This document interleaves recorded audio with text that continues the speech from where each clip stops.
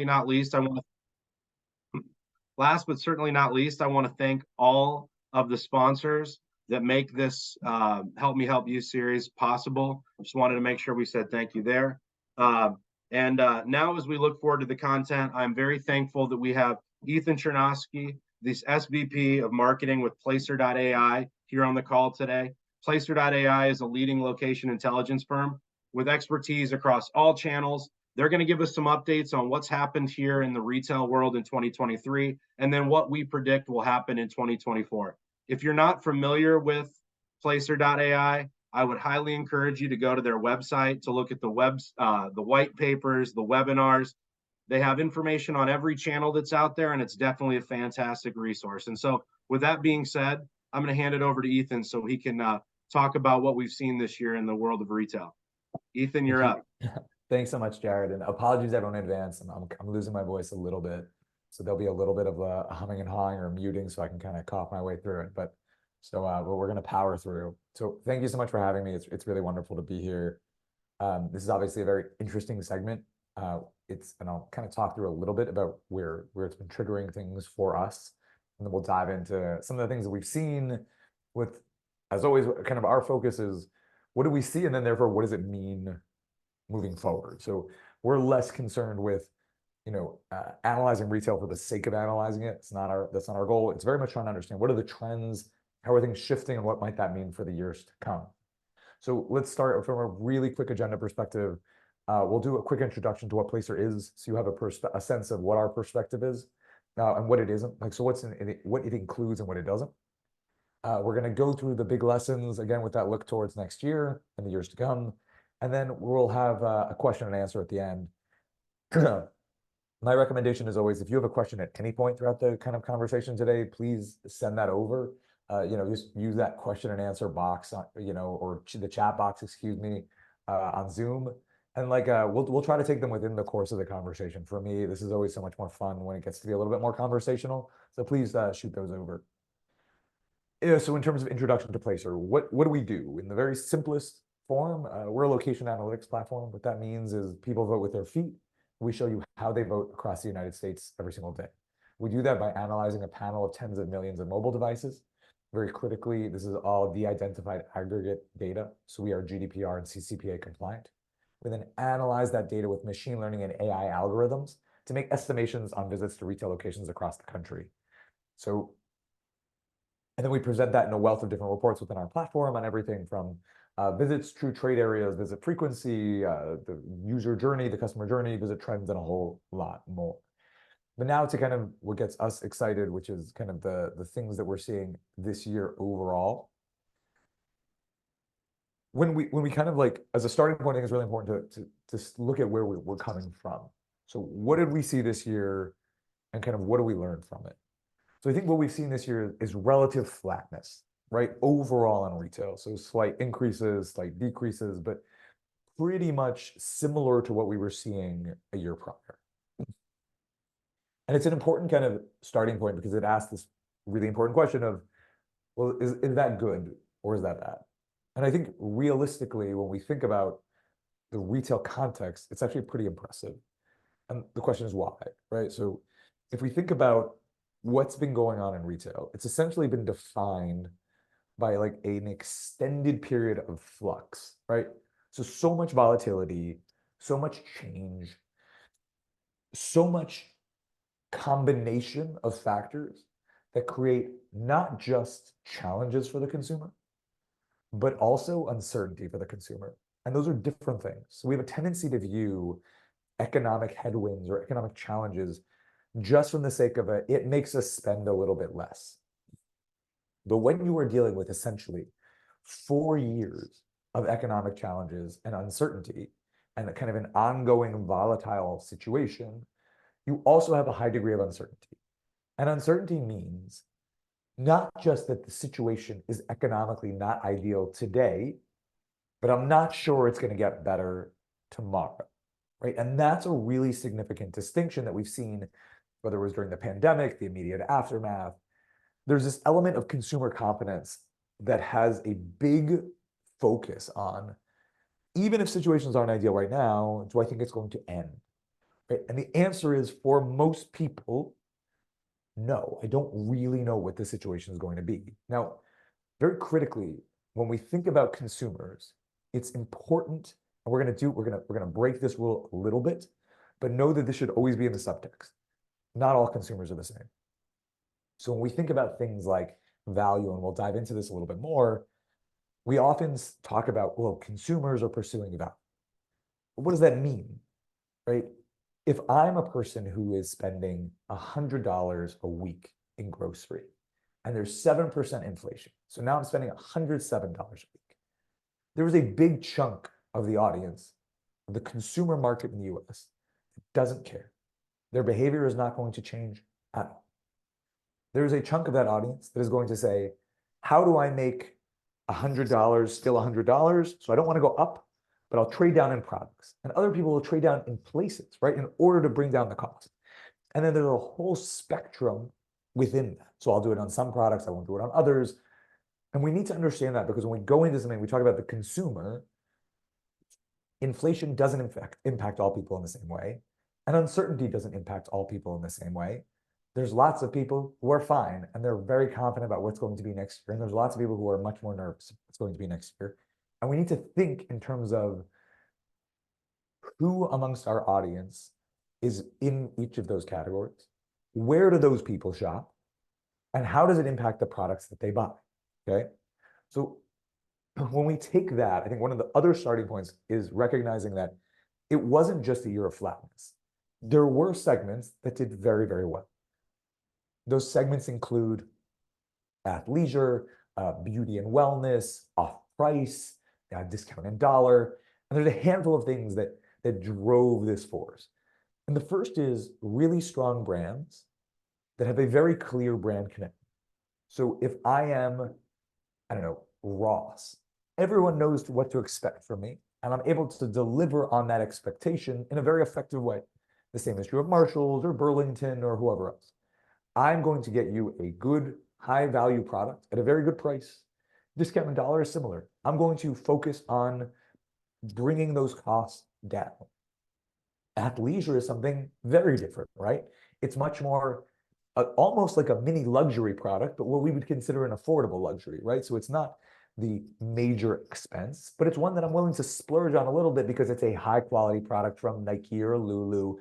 And it fits now within the new day-to-day where I don't have to go to the office all the time, or it's even part of my office wear, whereas in the past it wouldn't have been. And there's this expansion of where that potential lives. And we think about beauty and self-care, another segment that did incredibly well. It's this, again, this combination of forces, things like, a greater focus on wellness, these affordable luxuries, the return to interacting with people over the last few years when we had that pause of, I want to make sure, I'm not a big makeup purchaser myself, but if I want to look my best when I'm coming to see you folks in person at one of these events, maybe I, right? But that whole idea of what I'm going to spend on and why. But I think when we think about what are the things that drive the strength, it's usually a combination of factors. So it's strong brands, really clear brand promise, and then also this wider contextual tailwind. And by that, I mean, the environment was positive. And so let's take an example of the opposite that we've seen in recent years. If anyone has followed the consumer electronics or home improvement spaces, they had what we call the pull forward of demand.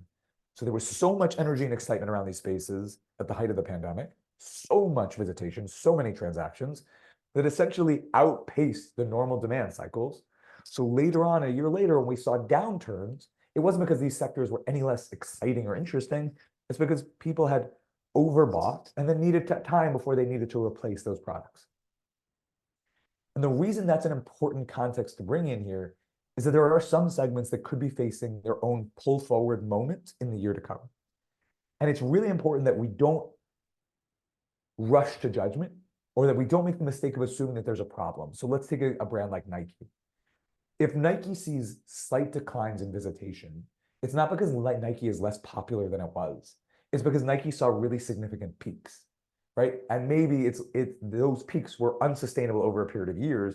But to use my favorite example, and I can do this more in a kind of a sporting environment than maybe I would in my normal retail environment, it's like seeing LeBron James score 32 points a game, and the next year he scores 30 points a game. 30 points a game isn't bad. It's just 32 points a game was amazing. We need to remember that when we're judging these spaces and trying to understand their performance, and especially their performance in context. When we think about segments, there's a lot of interesting storylines that are coming through these segments. And one of the really interesting ones for us is grocery. And we think grocery is an interesting one to look at for a few reasons. One, because, and there's elements here that are fascinating, both in terms of the behavior patterns, but also in terms of the sustainability and what it tells us about how markets are changing and evolving. So for example, the big narrative around grocery, if we look back a few years, was it's slowly losing market share and visit share to superstores like Target and Walmart, wholesale clubs, discount and dollar. And then the situation got worse. All of those chains were expanding very, very rapidly. Yet, the overall visit share for grocery has stayed remarkably stable over this period. What does that tell us? It tells us that there's a really interesting draw and power to this space. And it's especially exciting because this is one of the few sectors that's really grabbed onto the retail media environment, especially in store. Now, one of the things that's fascinating about retail media, when we classically think about it, it's within the digital context. So I go online, go to Amazon.com, I type in rice cooker, it shows me other competing rice cookers. Maybe if it's super intelligent, it shows me rice, right? That's the concept of retail media. You look for this, I'll show you other versions of that or things that are super adjacent. What we're seeing with retail media when we think of the brick and mortar environment is something fundamentally different. We're seeing the ability to engage with audiences in places where their mindset is changing. In the online environment, I'm very focused. If you look at visit duration on websites, it's a minute to 2 minutes, even on high-performing websites on average. This is pulling data from SimilarWeb, which is essentially does what we do, but in the online environment. If you look at the same thing in a grocery store, it's like 30 to 40 minutes.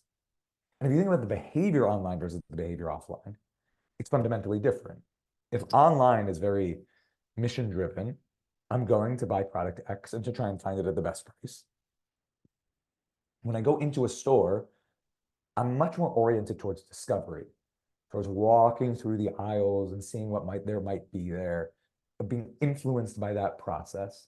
And what's exciting, especially for a space like this, is that the initial wave of energy that's coming here is coming from non-endemic advertisers.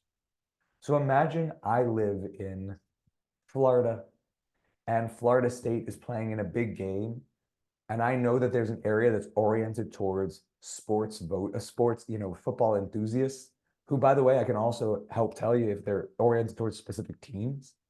And I know in those locations, I want to make sure I have ads. I want to make sure that I'm aligning myself with what's going on so that when people are going to buy the food that they're going to eat while they watch the game, they're thinking about the team. They're thinking about the products they're going to buy. Is my whole catalog of items going to be sold in a grocery store? Of course not. But the ability to engage with audiences in this place where they're coming regularly, when they're in discovery mode, and they're open to these new ideas and this extended journey is a very exciting concept. It's not just happening in grocery, it's certainly happening in other places. I think grocery is one of the leading voices just because of the sheer magnitude of visits that come in from a volume perspective, but also from the caliber of visits that are coming there as well. Another segment that's been really interesting to us is convenience stores. And convenience stores are fascinating because of the success within the context. So if I told you 5 years ago, work from home is going to grab up somewhere between 20 to 40% of overall visits, overall office visits, we might say very rightfully, oh man, commutes are going to get hit. And who tends to center very much around commutes? Convenience stores. We're attached to gas stations and are part of our kind of not our drop-in visit, but not necessarily the focused visit. Like I go to the supermarket, I don't necessarily go to 7-Eleven when I'm like, oh, I need to get 18 different things. It's much more of an urgency purchase. Or I'm walking through the streets and there's been this shift away into the suburbs. It doesn't necessarily make me feel better about, again, that 7-Eleven that's sitting in an urban environment. Yet they're doing incredibly. And the question is like, why? And what can we learn from the success that they've had? So the first thing is they've been very, very innovative in terms of their capacity to expand what we expect from a convenience store. So brands like Maverick or Buc-ee's have pushed into things that are more like QSR-ish in what they're delivering from a food perspective, more grocery oriented than we might have normally expected from these channels. But also more oriented towards something that we call placemaking, right? Which is, how do I make a visit substantial? And how do I get people to spend time in a place? Yeah, that's great. Jared, let me pop in and let me know if there's anything that I'm using kind of like annoying terminology or abbreviation. No worries.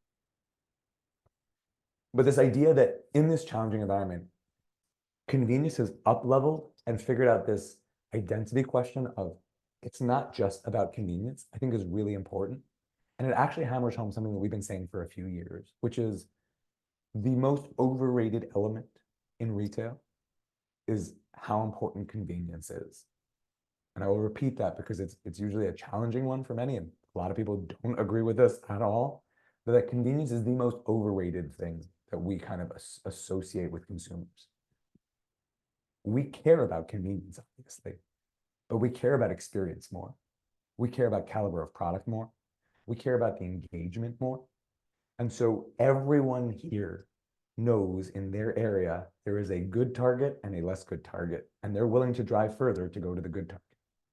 Everyone here has not ordered online something at some point because going in the store and picking it themselves is not only better to end up with the products you want, but we actually secretly enjoy it, right? So this idea that, and everyone here, by the way, has walked through a grocery store, seen only one person at a checkout line, and seen that the only thing open is the, do it yourself, and been like, oh, I really don't want to do this right now. And it's not because these technologies aren't interesting, and it's not because convenience isn't important. It's because it's an overrated importance. And so interestingly, where convenience stores have expanded is not making everything faster. It's making things better. And it's making the experiences more immersive, even within that environment. And it's a really interesting shift when we think about what the call to action was of these locations 10, 20 years ago. Another topic that's really been exciting for us has been what we call star power in retail. Now, to be honest, I gave a presentation that's very similar to this a week ago. The example I used was not Deion Sanders. It was Taylor Swift, but it shockingly works very well. One of our analysts had found this data of how the level of spikes in terms of visits to the University of Colorado on football games this kind of early in September. And it was shockingly higher. And one of the things that's important here is this is not a phenomenon that we just see in sports. It is a phenomenon we're seeing across the board with kind of star-driven entities or events. And what's amazing is I think, and somehow we're going to talk about this even deeper, stadiums and these areas around events are, in our opinion, dramatically underrated and underutilized in terms of what they can actually be delivering. We'll talk about that in a little bit more. But this idea of star power and what it means in these spaces, especially with things like NIL, has a fundamental change or offers a fundamental change in perspective of how we are interacting with college sports, with stadiums and these environments on their own, and learning how to leverage these assets more effectively is a very critical step. To dive into the kind of the stadiums further, one of the things that was really shocking for us, and I'm going to go to the Taylor Swift example because obviously that's what every licensing professional is thinking about. When we looked at the data, we were under the assumption that our data was wrong, that we had a bug, because what we were seeing was that for a pop concert, there was 30% more people at the stadium, meaning the wider stadium area, than there were seats available in the stadium. And we said there must be an issue. And then we called folks on the ground and we said, is it possible people are tailgating Taylor Swift concerts? And they said, yes, it's a phenomenon that they've never seen before. They were tailor-gating, okay? And what's so amazing about this, and I think we all know that we've ever been to kind of a sports stadium. I was in DC a week and a half ago taking my son to a game. Walking through that wider area and seeing how much engagement there is at 9, 10 a.m. in the morning for a 1 o'clock start time. How much engagement there is 5, 6 p.m. for something that ended at 4. you recognize how undermet and underutilized the opportunity is here. And what was interesting for me was as we would start working with some stadiums themselves and some of these kind of companies that run the stadiums and very often the franchises, there was this lack of understanding of how exciting their opportunity was. And perhaps more importantly, who it applied to. So we were speaking to an NFL franchise. We were speaking to an NFL franchise. I'm going to get to that question in just a second because it's perfect there. And we were saying, he was saying, what's the one thing you would want a franchise to know? And I said that one, the product you're giving is an emotional product. And two, you have assumed that the only things your audience cares about are beer, trucks, banks, and mortgages. That's 90% of the advertising you're seeing. And it's a fundamental missed opportunity. And so a question came in, are we maximizing the retail food and marketing opportunity in stadiums? If not, what can be done better? So the answer is we're not maximizing, not even close. And I think part of the reason is there's a few elements. So element one is we're not doing a good enough job of understanding who's coming and then expressing why brands want to be there. So I'll give you the example, who comes to an NFL football game, right? It's largely over-oriented towards, and let's say 30 to 45-year-old males who are buying tickets. The tickets are very expensive, so it's over-oriented people who can afford those tickets. And when we were talking to one of our retail companies, we were saying, I won't say who, but it was a formerly digitally native targeting that audience. And we said, why aren't you guys doing stuff in stadiums? And they said, because they have nothing for us there. I said, what do you mean? They have your target audience there. Why aren't you doing something where, like, here, try on a shirt in this like digital studio thing? He said, even if we want to do, the stadiums aren't equipped to figure out how to make that advertising process work. And he's right. When we think about what's available, it's signage. It's not experiences. It's run across the field with like a banner. It's not experiences. The idea that a booth could be set up where I could try on something or engage with a product, even if I don't buy anything there, the value of the people you are bringing to these stadiums is so massive. And not only are you bringing people to stadiums, you are bringing people with disposable income very often of core audiences to a place where they're emotionally connected. What happens when we're emotionally connected? We connect more with the brand. I don't care about hard work, okay? But the fact that they sponsor my favorite team's stadium gives me a connection to a brand that I otherwise would not think twice about. And the recognition that we need to take of the opportunity that we impart upon brands when they're able to tap into the emotional connection that we provide is something very, very special that we don't take advantage of. The same thing with the food opportunity and the same thing with the entertainment opportunity. And especially in the university space where there's such a connection to these teams, because either you're talking about alumni or students who, by the way, this generation is among the most sought after from an advertising perspective, let alone the fact that often more so than even professional sports, identification with a college team is almost table stakes to buy into an area. So this ability to create that instant connection is under-recognized and therefore underutilized. And there's the obvious examples of, again, pop-up food stations for brands that want to reach these audiences. But even the types of offerings we give, I'll give you one example that comes from like a past life. We worked with a company, again, this is far before Placer, they were a competitor to Instagram in the early days. And they were trying to sign a deal with an NBA franchise where they would set up a photo booth within the stadium. And they wanted to charge based on the people who would use the photo booth. And the stadium had no capacity to handle it. They didn't understand what to do with this. So they're like, we don't know how to handle a relationship. So companies that are used to paying per impression, per engagement, there was no ability to bridge that gap. And so one of the exciting things we are seeing is the utilization of our data to say, hey, we have 150, 200,000 people in these four walls. That's impressions. That's the same way I would talk about an online. And here's who those people are and who they represent and why this is an opportunity for you. And that ability to bring data to the table to bridge that gap is going to help us unlock this opportunity. But in my mind, there are fewer spaces, more underutilized than stadiums throughout the country.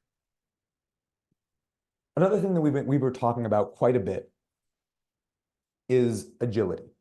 Right? Agility is pop-ups, experiential components, things in retail that allow that kind of hit quick, but then go. Now, why is this valuable? It's valuable in a couple of cases, right? It's valuable for very powerful brands that can create a draw. So one of the things that we look at is, every adult male loves to analyze what's going on with Hello Kitty.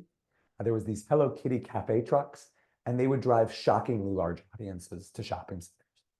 But if you think about the pop-up concept and what it means, how do I account for seasonality? It means, how do I identify opportunities?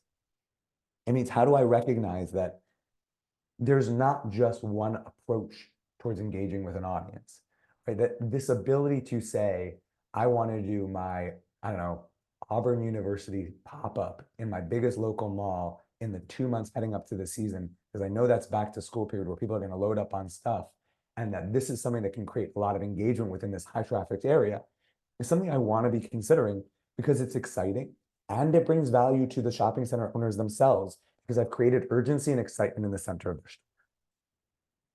But these are things that we think are going to be utilized a lot more in retail. And I think specifically when you're talking about brands that have the level of relationship that the ones you represent do, this is a very exciting opportunity. The other element we've been focusing on a lot is placemaking. Placemaking is a really important element because it asks us to think differently about the way we view retail spaces. Excuse me one second. And can you define placemaking for everybody here, please? Oh, 100%. Placemaking is classically something that we saw in the world of what we call civic, which is like municipal governments, economic development groups. And the idea is creating a space where you want to spend time. So if you think about a retail space, a mall, a shopping center, it was very much oriented, if not over-oriented, towards getting you to make a purchase, right? And that makes sense. Most of our malls were filled with 70 to 80% apparel and beauty, a small food court that had everything you would expect. That was it. Placemaking says, let's think differently. Let's reduce the amount of apparel and beauty to about 50%. Let's increase experiences. Let's increase food and beverage. And focus not just on how do we get a lot of people in to come in and buy clothes, how do we get a lot of people to come in, or the right people to come in and spend a lot more time, which is going to ultimately produce a better experience for them, a better opportunity for me, and more diversity amongst the retail spaces overall. And so this idea of placemaking is critical because it asks, who makes a space interesting to spend time in? And it can be very obvious things, like having good seating in a mall. And it can be things that are a little bit more off kilter, like EV charging stations at a shopping center in California where we have a lot of, Teslas. Right? So I know I need to spend 40 minutes charging my car. Sure, I'll pop into that Starbucks over there. But it can also be things like, hey, is there a place where I want to watch the game on a big screen? So Walmart did this during the pandemic. They set up kind of drive-throughs, drive-in movie theater experiences in their parking lots. Don't you think those people walked into the store to buy product too? Of course. And to buy food as they sat in their car. But this idea of creating an area where people want to spend time is very, very interesting and offers a lot of room for creativity in the way we reach and engage with businesses. Another important element here is secondhand retail. Secondhand retail is a really important topic, not just because it's a segment that's doing very well, because it challenges the way we think about luxury. So if I take this as an example, and I'm stealing an idea from Billy Taubman, who's one of the founders of Taubman Centers, some big malls throughout the US. Secondhand retail is an opportunity for people without as much disposable income to buy products that are really high quality at a better value. But what does secondhand retail mean for luxury? And this was a fascinating concept to me. If I have $1,000 dress, expensive dress, or $1,000 item of clothing, it's expensive, right? It's not a cheap item. What if I know I can resell said item for $800? It's not a $1,000 item anymore. It's a $200. because the amount that I'm ultimately going to spend to have it has been reduced by the fact that I can resell. So it means engagement with certain types of retail, engagement with certain types of products is not gone anymore. And this exists for things like sneakers, and it exists for jerseys, and it exists for a whole lot of items. And it indicates some really interesting ways that retail is developing. And it gives us a sign of the rapid importance that value is going through, but the caveats that we need to put around it. Value is not just how do I find the cheapest item. Value is about how do I get something that I consider worth X at X minus whatever amount that I consider to be an exciting. Another element that we've looked a lot at is superstores.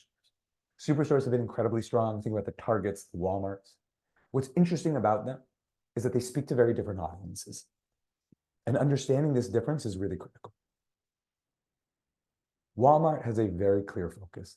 It is the king of the value lane. And when we think about retail, very often it's driven by this conversation that discusses what we call the bifurcation of retail, which says retail is moving in two core directions: luxury and value, right? So cheap and expensive. And in the middle is what's dying. Yet if we look at Target, we see something very different. We see a brand that has Disney store in stores and Apple store in stores and sells lots of your products in those stores, and they're not the cheapest products you can buy.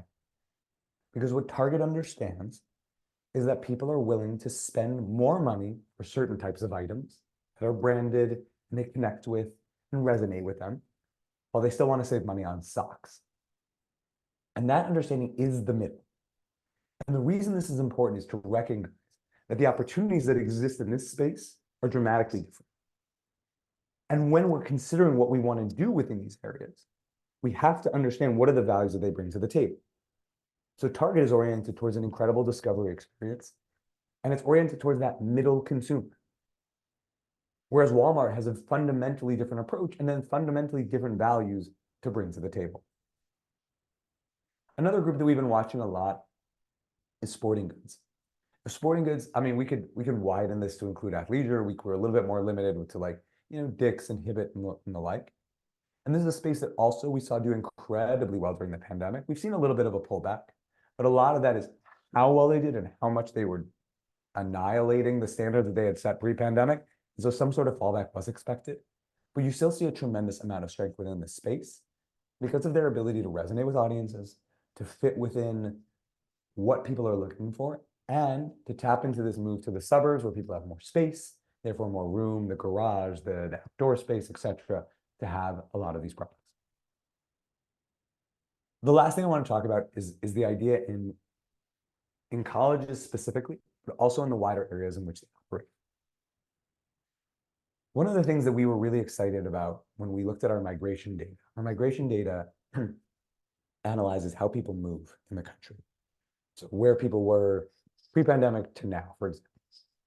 And one of the things that we were really looking at was which cities were having this unique draw. So there's some classics that people were always focused on. Austin was obviously doing very well.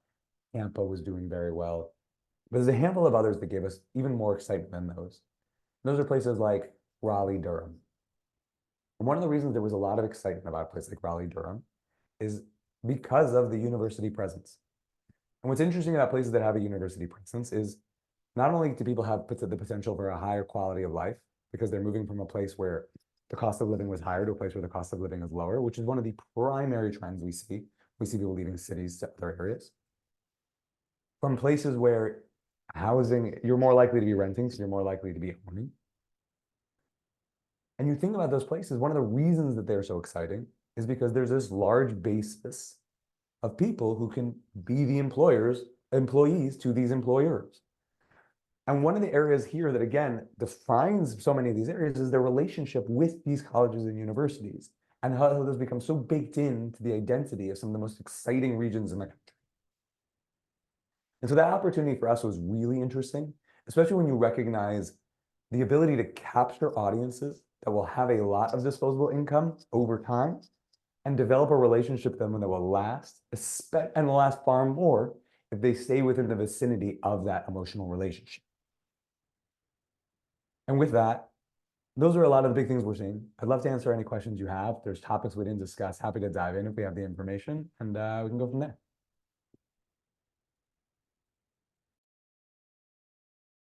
Perfect. I, All right. Oh, go ahead.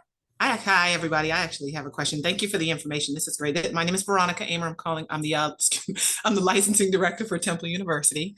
And one of the markets and industries that you mentioned was secondhand retail.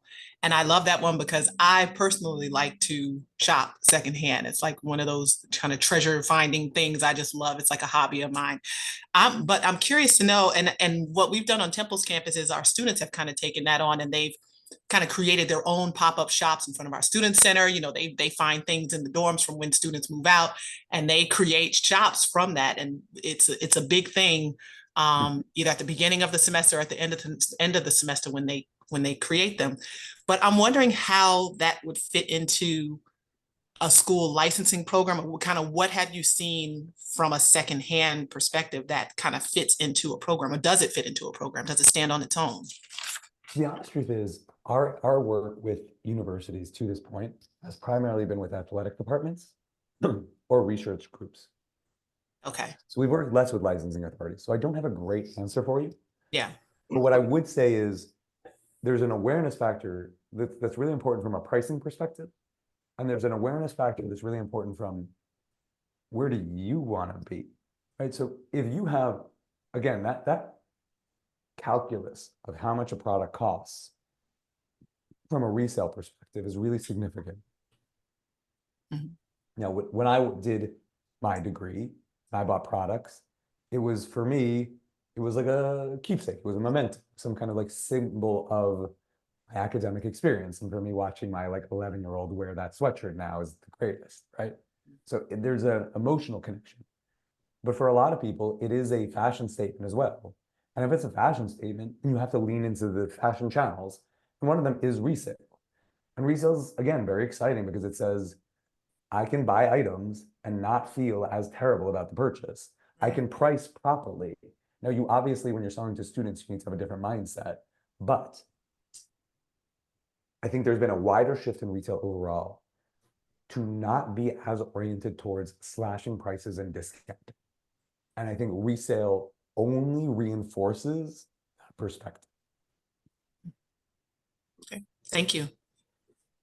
Hey, Veronica, one thing that I know that Trevco has seen that our UK division has seen a lot of trends where there are people with relatives in the UK and throughout Europe where they're buying old school collegiate product here because it's a fashion statement there, and setting up boutiques and the equivalency of like Etsy type stores around Europe because it's so trendy now. So I know that we've seen that overseas as well, right? So that people are buying that stuff and reselling it as a fashion thing as much as anything as well. Okay. Thanks, Jared. So a question came in through the chat. So one of the biggest challenges is getting some national retail buyers to understand the affinity opportunity college brands and officially licensed products bring to their specific local and regional doors. Any thoughts on key points or approaches? So yeah, I mean, look, I'm super biased, and so please take this with the biggest grain of salt that comes from me being a vendor and loving my own product. But a lot of it is data. We work with a lot of product companies that have nothing to do with universities. And they use the data to convince retailers why they need to take their products in specific locations. And what I think is really exciting about data sources like ours is it allows you to have a different type of focused conversation with retailers. So for example, I'm sorry, I'm picking on Auburn because that's the shirt that's popping right in my screen on the right. But don't throw the hand up yet. Not all of that, not everyone in Alabama and every region in Alabama loves Auburn. Some regions, like other Alabama-based schools, more. We have to forgive them for that, but it is what it is. If I can go to a retail, imagine I could go to Target and say, hey, these Target stores, these 36 Target stores, this is where you need my product. And look, here's data that shows that I'm over-indexed. Your audience of those stores is over-indexed to care about me and my team. Imagine being in Florida and doing the same thing, or that Raleigh-Durham area and being able to say, hey, which Targets are UNC fans going to more and which Targets are Duke fans going to?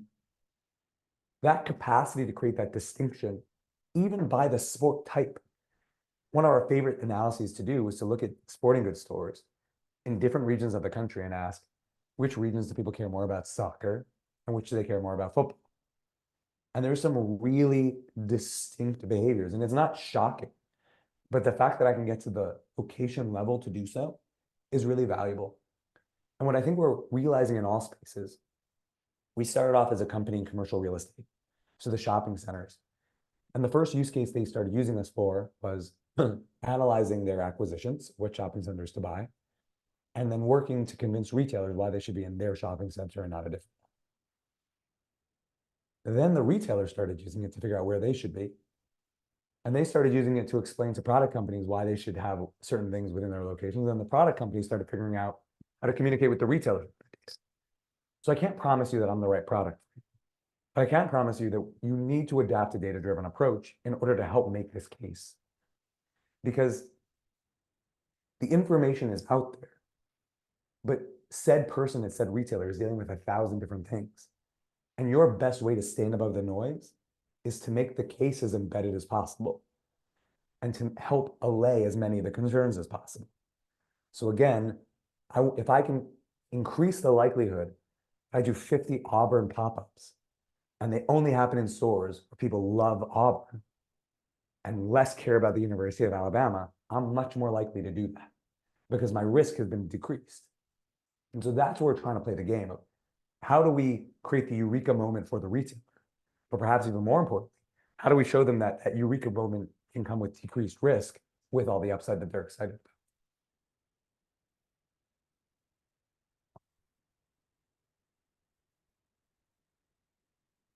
about? Fantastic. Any other questions? Jared, I'll ask. Ethan, we talked about the dominant sex segments. I think that was probably like slide 8. Can you elaborate on the what we can learn from the success of like the athleisure and beauty, and do you think this success will continue? Yeah, I think there's 2 distinct lessons. So with beauty, there's a reason to visit the store. So there's a reason to go. My wife was a makeup artist when we were in college, and she would never buy makeup online unless it was her second time purchasing something, and sometimes even then wouldn't do it because it's a product you have to try on, right? You want to engage the expertise of the person who works there. So the fact that it's an affordable luxury is great, but the fact that I have to go to the store to buy, or my likelihood to convert is much higher, is a huge asset. So this idea of why do I go to a physical space to buy something is big. And sometimes it's product availability. I think one of the biggest frustrations with licensed products is they're not always where you'd expect them to be. So again, to make this about my football experiences, I was taking my son to a Dolphins game. I, as a terrible father, forgotten to buy him a Dolphins hat. We went to 3 Targets in the Miami area, and none of them had a Dolphins hat. Okay, that's crazy to me, but it seems so obvious that it should be. So availability can be the draw. You know, experience can be the draw. If it's that pop-up experience of like, it's football season, it's basketball season, I have this thing happening that's going to be exciting for your brand. I think the athleisure is a little bit different. One, they've embraced multi-form. So Nike, Lulu, Puma, Adidas, they have locations for different purposes. They sell their products through wholesale relationships. They have branded owned locations that are just for transactions. Go in, buy the product, have a good experience, go home. And they have locations that are all about brand experience. And it's not as oriented towards transactions. And that works too. And especially for relationship-driven products. So my relationship with Nike matters because if I associate with the brand, I'm more likely to buy their products over time. For this community, it's even more so because if I connect with the brand, the likelihood that that is a longer connection than if I buy a product, I can buy Lululemon pants one day and the next person, pants, Vori or whatever it is, the other day, great, or Alo Yoga. Your products have so much more of a relationship. All the more so the necessity of having these brand experiences that connect me in a more deep way. And so I think leaning into that opportunity is so significant, but that demands that you understand which locations are for what purpose. Because you don't want own stores in every location. They're too expensive and they're not necessary. But understanding where those locations really work and why can be huge.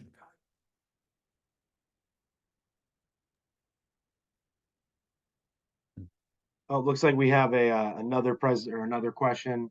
This is a great presentation. Can you talk about the influence of influencers in different retail categories and stores? For example, Target and beauty are very popular topics amongst influencers on social media, specifically TikTok. So I know this is going to shock everyone. I'm not a big TikTok person. But one of the things that we leverage is there's different ways of viewing demographics. So the classic way is like, all right, standard demographics based on the trade area, who's coming. One of our favorite data sets we bring within our platform is something called Spatial AI. Spatial AI is social demographics. So what it looks at is the likelihood of comments based on specific topics within a given regional area over trade areas. So in theory, you could look at a stadium. I mean, name any you'd like. Let's take Temple Stadium and say within the trade area, the reach of that stadium, that university, what are the most popular influencers? Who are the most popular? What are the most popular topics? Are there ways for me to tap into that on a localized level? The answer is yes. And so the cool thing is the things we're talking about now are widely available and they're getting better all the time. So there's always a margin of error with estimation-based products. All data products are estimation-based. But the idea to give you that guiding light of what are the topics I want to make sure I'm hitting on? What are the interests of my audience? Those are things that you would be able to do rapidly. And I think there's a really exciting moment there. I have a question about the return to office work, right? So like athleisure and everything's obviously been really, really big. Like half of the people on this call a year ago would have had a polo on and then basketball shorts, right? Myself included, right? Some people still might be doing it, right? So for us as people that are licensing products and selling products, have you seen any shift in the type of product that people are buying, or like has any of that data popped up where you're seeing specific retail partners that are selling dressier clothes or dress clothes as opposed to sweatpants and shorts change, or is it too early to tell? So we don't have enough access to that data yet. It's something we're working on, to have product level data to align with the store data that we're seeing. It's not our area of expertise yet. We're working on it. Something that's really important is we don't launch products that we don't feel really good about, so it's in any new data perspective is a monster. Right? So you have to really ensure that you have that understanding of it. I can tell you anecdotally, I think what athleisure did really well was they found a middle ground. It was already popular. And then we have this tendency to see a date and align a massive sea change with a single date. So we're like, the pandemic happened. We all started wearing athleisure all the time. It's not what happened. We were already wearing athleisure all the time. We just started wearing it on a work day. And then as we went back to work, we were like, well, maybe I can wear it in the office too. And there was all these trends happening together. And I think that step over was really significant. I do think luxury has recovered. Right? This idea of returns of in-person and office work and events and all that has driven a very significant boost. But I find it hard to believe that we're going back to what we had before, where it's as buttoned up as it was, as often. Thank you.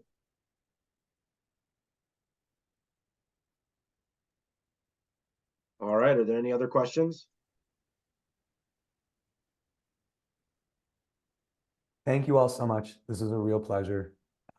This is a kind of a newer world for me to be speaking to, but it's one that's very fascinating to us. I appreciate it. Hopefully next time we speak, I'll have my full vocal capacity.